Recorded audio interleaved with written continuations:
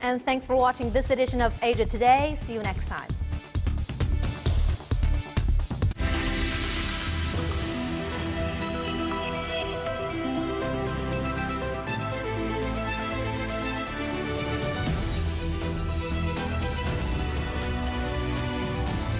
This is CGTN, China Global Television Network.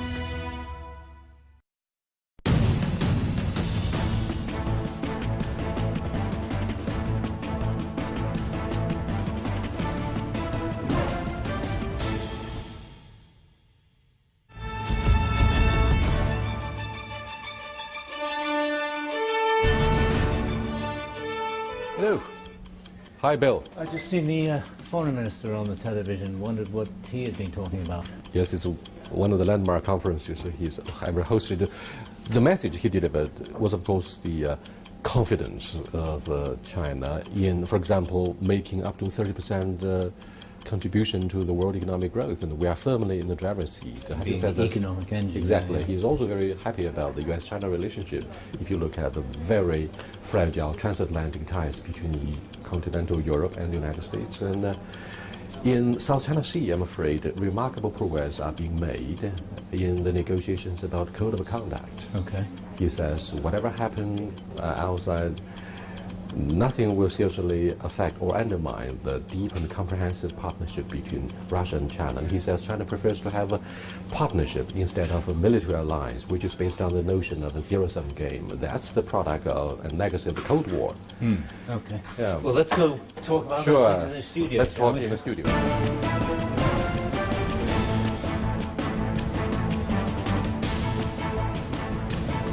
Things are in control. This is the confidence that Foreign Minister Wang Yi conveyed at Wednesday's press conference on the sidelines of the country's annual legislative session. Wang Yi has offered a China solution to re-globalization during the U.S. absence. He says U.S.-China ties are back to normal, in sharp contrast to the fragile transatlantic relationship. But is China back to the world center stage and in the driver's seat? What are China's considerations in forging omnipresent partnerships instead of military alliances? Despite all the uncertainties, Wang Yi says the mutual trust between Russia and China will not be undermined. To examine the confident trajectory of China's diplomacy and external relations, we are joined in the studio by Su Ge, President of China Institute of International Studies, and by His Excellency Michael Claus, German Ambassador to China. And the Russian defense analyst Pavel Falkenhor will be joining us on the phone. But before we get started, let's look at this.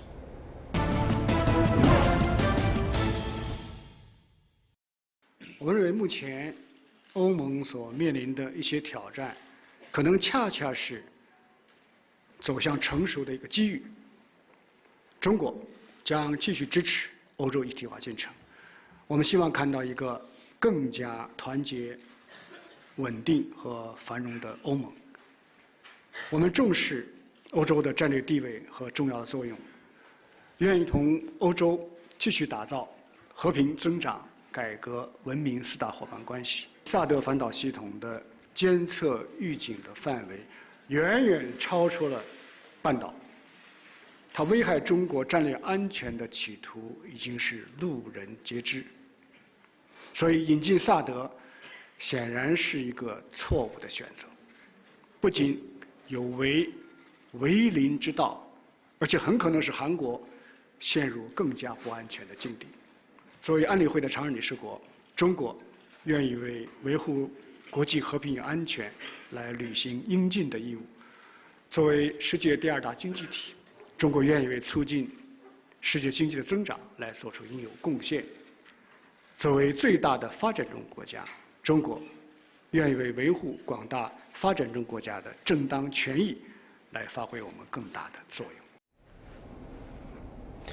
Welcome to our studio discussion here, Your Excellency and Mr. Su Ge. As I said over and over in the beginning, confidence is obviously the key word in the vocabulary of Mr. Wang Yi, our Foreign Minister. Now, this year, President Xi Jinping will be hosting 2 major events in China.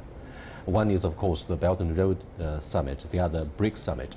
Do you think these 2 events, Your Excellency, will help elevate China to the primacy of world politics during the presidency of Donald Trump, who is licking his wound, of course, in domestic politics? Well, Oboe definitely is an interesting idea. It's an interesting project, and I think it has a great potential, politically and economically. But in order to fully realize this potential, it needs that there is a co-ownership by all countries taking part in this initiative, giving them also a role in shaping this project. I want you to be a little bit more philosophical in analyzing the driving force behind China's trajectory of the diplomacy in the year 2016 and hopefully this year in 2017. What is the key word other than confidence that may best characterize the confidence of the Chinese diplomacy? Suga. I think when we recall what happened at the Davos, President Xi Jinping asked a set of questions. Where are we from? Where are we? Where are we heading for? So when we look at the development of international relations, we find a set of very interesting happenings. That the globalization is deepening, but now you find that in the world there is a trend of anti-globalization. Well, then there is also a tendency which is called multipolarity. But I think China is one of the players, like Europe. We are all players of international relations. So China has what China has in mind. Europe has what Europe in mind. That's what China wants to make contribution to the world. I think when we look at the world, we feel that globalization, well, is the way to go. Because you cannot blame every shortcomings, what you dislike, to globalization. Because globalization, as you can see that from Ricardo, from Adam Smith, who emphasized on the need, on the fact that everybody in the world, and every region in the world has a comparative advantage. And when you look at economist Krugman, he said that globalization has more than that. It has a multiplying effect. Smaller states can actually multiply its impact on world economy, so to speak. So I think that when China initiated the Belt and Road project, it means to add its share. To start with, it's not a one-man show. It meant for everybody to join in a chorus. And then when we just now, your question also asks about not only the Belt and Road, but also the BRICS. But this time, I would like to draw your attention, everybody's attention, that this time it's not only a repetition of the 5 states known as the BRICS. However, this time 9 other countries of the developing world and the new economies are invited. So in a sense, it's going to be a South-South cooperation. It's a new platform for that.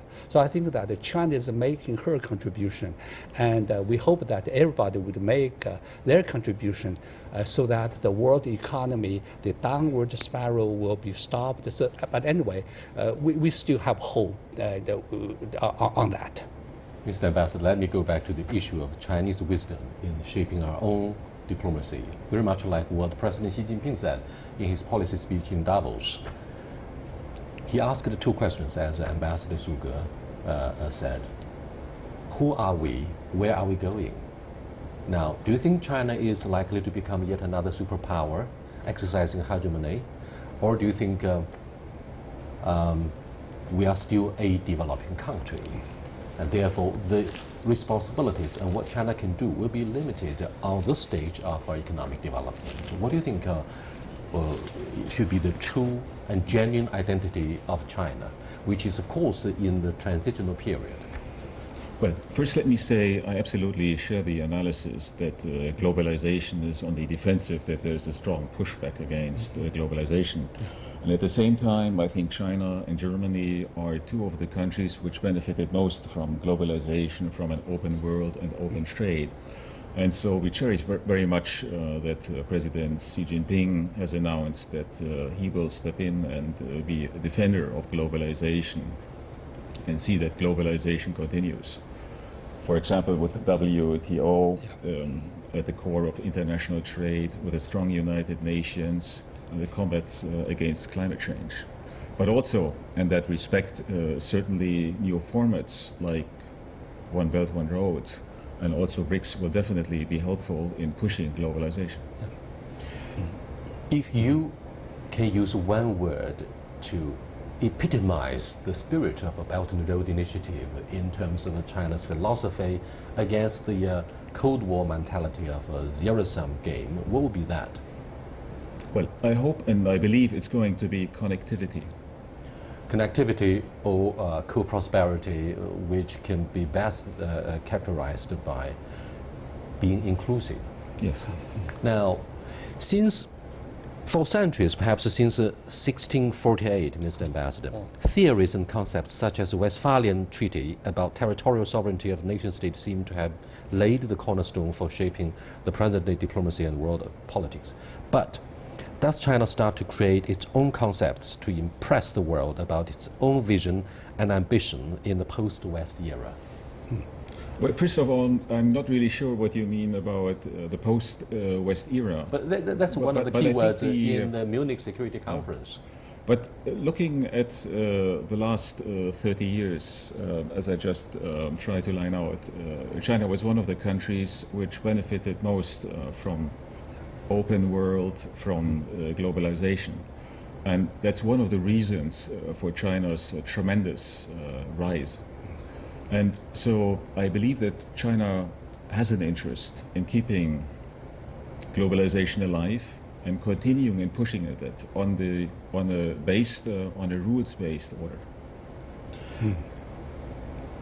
With a strong system based on the United Nations and also based on the WTO as the core of world and international trade. Mm-hmm. Ambassador Suge, what do you think of the concepts, if any, that China has been able to create in describing or shaping our diplomacy? Well, China's leadership certainly has a set of very new concepts. Some of these, I think, are of very good reference points to our friends in other parts of the world. For instance, just now in your questions, you talk about the Cold War time, the mentality of known as a zero-sum. One man's gain has to be on the basis of the other's loss. Now, things have changed. The times, the characteristics of our times as Chinese leaders see it are peace and development and progress. I quite agree with His Excellency that Germany and China, we share a lot in pushing, in keeping, and in promoting further globalization. And I also agree that Germany and China, even Europe, we all benefited from globalization. Just look at, European market, you find Chinese shirts. But look at our streets.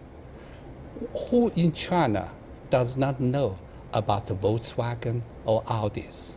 So, according to all the theories of world economics, different regions have comparative advantages. A hot place, you have coconuts, you grow cotton, but you cannot expect Mongolia to produce the same. If you say, okay, Germany, you stop making cars and you produce cows and cattle like Australians do. Well, that would make the whole thing inefficient. But now I think when we come to the question of globalization itself is a process. It's something existing which has generated efficiency, so much wealth. We want to continue the process of making the economic pie much larger. However, in the process, what about excessive wealth? We need a better way of distribution. That's the way we need to talk about how to manage and to a global large issues. degree, I'm afraid that's Yeah. why Mr. Wang Yi said at the press conference that the 10-point proposal Mr. Xi Jinping came up with in Johannesburg in China's dialogue with African friends will be to help industrialization in the African continent. Let me cross over to Mr. Pavel Fagenfort for his comments on China's diplomacy. Hello, Pavel. Hello. Hello. Are you impressed by China's diplomacy? Well, China has become very more assertive under President Xi.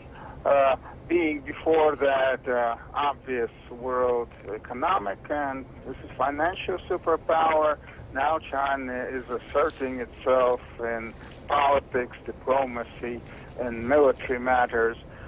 In Russia, this is seen as basically a stabilizing influence that Russia-Chinese strategic partnership stabilized the situation in Eurasia and maybe also globally, or at least in Eurasia to be sure.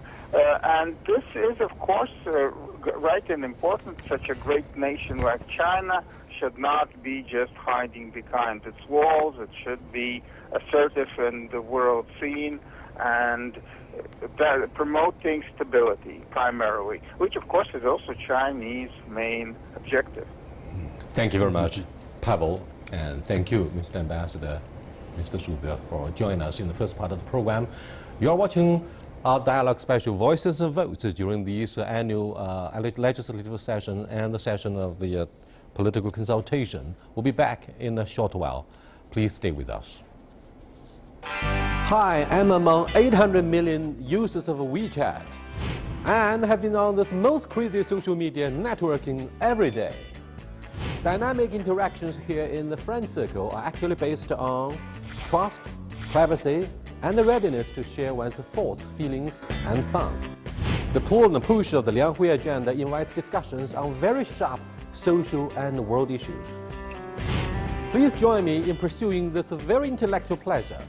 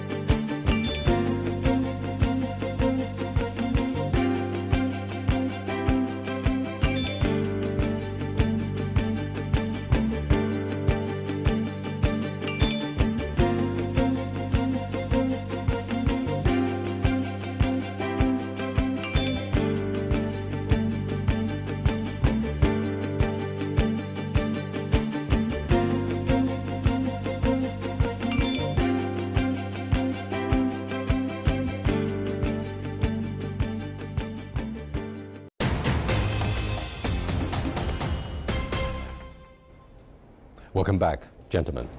One of the few words that may have impressed friends of the media Wednesday morning at the press conference hosted by Mr. Wang Yi, our foreign minister, I'm afraid must be in Chinese, 结伴不结盟. China prefers to have a partnership instead of forging military alliance. The latter is always viewed as a legacy of the Cold War, based on the idea of a zero-sum game. I'd like to have your comments. Mr. Ambassador? Well, China has always been a big country, and that's why also in the past China never really had alliance. But coming now comparing to Germany, Germany is a much smaller country, and vis-a-vis bigger countries, for Germany it's interesting to be in a military alliance. It's a completely different situation for China. But when we go back to the years of Bismarck, one of the most famous politicians in European history, what can we learn in forging good relations with the neighboring countries and in finding a niche of Germany in the complicated configuration of European politics in those days?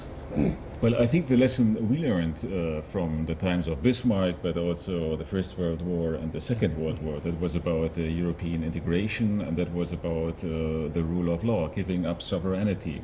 That was the lessons we in Europe drew from our history and our past. That is what serve peace and bring prosperity, and that's one of the main reasons the European Union was founded in the 1950s. The success of European integration, I believe, is based on the readiness of all the key members of the family to look at history objectively and to be ready to get integrated with a good spirit of sincerity, unlike Japan, which from the perspective of Koreans and Chinese refuse to apologize genuinely. Now, Mr. Suge, what do you think should be the real reason for China not to forge a military alliance, although we are surrounded by the American allies like South Korea and Japan? That's an excellent question. I think that when just now the ambassador talked about the First, Second War time, and then what followed is the Cold War period. So when we talk about the whole period, then we think of the book title by Tolstoy, Era of War and Peace. War, either war and peace. 战争与和平。战争和平 war and peace. So it's not a matter of peace and now it's a war. The times have changed. Now we are in a new era, new century. The benchmark, the most salient characteristics of our times is peace and stability. That China's policy, I think, suits the general trend. And we propose something like a Belt and Road. We propose instead of falling into alliances, we promote the formation of partnerships. And one is that the military alliances would bind people, probably would create hatred, and you generate something which would not be conducive to peace and stability. And China has also learned something from her own experience. In the early 50s, shortly after the founding of the Chinese People's Republic, China actually signed for a period a treaty with the Soviet Union. The Soviet Union, it could be called some kind of alliance. But then what happened is that when the bigger brother will demand the little brother to sacrifice some of his own sovereignty. That's what the Chinese leadership would not want to do. Nowadays, now look at the not other parts of only Asia. We see that although the Cold War is over, but what is left, the remnants of the Cold War, are still there. When you look at the United States, they're talking with the THAAD, the deployment with the South Korea and Japan. And I think that people have reasons to worry about the intentions and the background and where it's about. Mr. Suge, from the American perspective, they say the security architecture that the United States was able to build in the wake of the Second World War has benefited China's rise. The existing security order in East Asia turns out to be the best umbrella for China to enjoy the sustainable prosperity.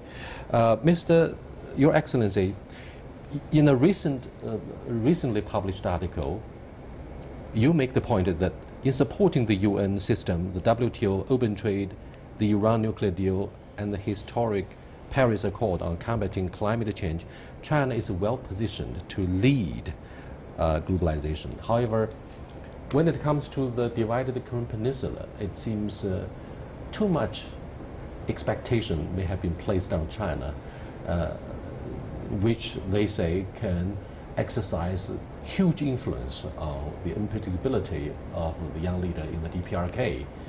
You look at what's happened. 4 missiles have been fired into the sea, northwest Japan, and joint military maneuvers are being held between the United States and South Korea. So no wonder a correspondent from Reuters said at the press conference this Wednesday morning, it seems war will break out pretty soon. I wonder if I'm correct. Sometimes my living memory is not very reliable. What do you think of China's influence on the Korean Peninsula in the context of the THAAD deployment? Well, I think first of all, we have to see that the situation in Korea, North Korea, around North Korea is really the most serious or most serious threat to international security probably these days. We see that the situation has been heating up, also because of the missile tests you just mentioned, because of the Korean leader obviously murdering his own brother in Malaysia, keeping hostages the Malaysian diplomats in North Korea. The DPRK denied vehemently that they have murdered the half-brother of Kim Jong-un, the leader of Pyongyang. Well, we'll see, but probably it was not Trump. I know the chemistry between Germany and the United States. But coming back to the serious situation around North Korea, I think what is important is that all the relevant powers, and that is China, the big neighbor of North Korea, South Korea, and the United States, and Russia, and all of them try to solve the problem together. And if you look at the example of Iran, the international unity, I think, was very effective in bringing about a good solution. So, foremost, what would be important is to jointly make an effort towards North Korea, including China and the United States foremost. Today, and Foreign not being Minister, split. yeah, today during his press conference, Foreign Minister Wang Yi has made some excellent remarks about. He said, now look at the intense situation today, eye for eye, tit for tat, like a vicious cycle. What we need is to put up a big stop sign, stop. Because if go on like this, and things would be out of control. And he offered Chinese suggestions. That is, what about both sides? You make some, well, I would say concessions. You one side, the North, you stop the tests. What about the South and the Americans? You stop the drills. So that both sides will create conditions for both sides to come to eventually come to the negotiation tables. But China's policy is three-pronged. Number one, we need to have a nuclear-free peninsula, period. That's in the interests of the region and of the world. No nuclear weaponry in the peninsula. Number two, we need to have a peace and stability in the region. We don't want a war. Number three, how to realize this goal through meaningful, through peaceful dialogue. Minister Wang Yi said that all the situation is intense. However, do not lose hope. And we'll still, if there is a chance, we'll try efforts. We want international community to join hands. Very quickly, Mr. Ambassador, Mr. Wang Yi, our Foreign Minister, said that the negotiations have achieved remarkable progress in solving the maritime disputes in the South China Sea, like signing COC, the Code of Conduct. Very quickly, do you think you are optimistic about having a quick solution? I see that there has been some progress, but I'm not. I don't see that there will be a quick solution because it's a very complicated problem. I think it will take much more time and negotiations. It does need finally solve it. It does need much diplomacy. With that, we come to the end of this discussion about China's diplomacy. I'll see you next time. Goodbye.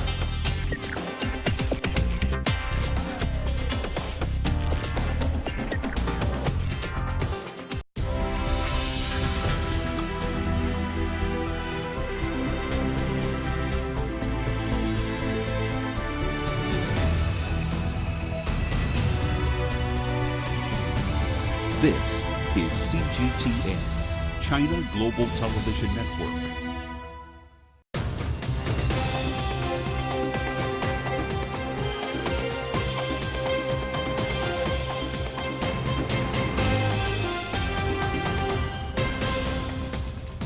Hello, you're watching The World Today from CGTN. I'm Jeff Moody in Beijing. Chinese President Xi Jinping has attended the meeting of the Sichuan province's delegation, which reviews the government work report to the National People's Congress annual session. During the meeting, he emphasized the need to place agriculture in an important position and to continue to strengthen the sector. He said agriculture in China has moved into a new stage and that major problems in the industry have shifted from insufficient produce to structural contradictions, especially in the supply side. He said China will push agriculture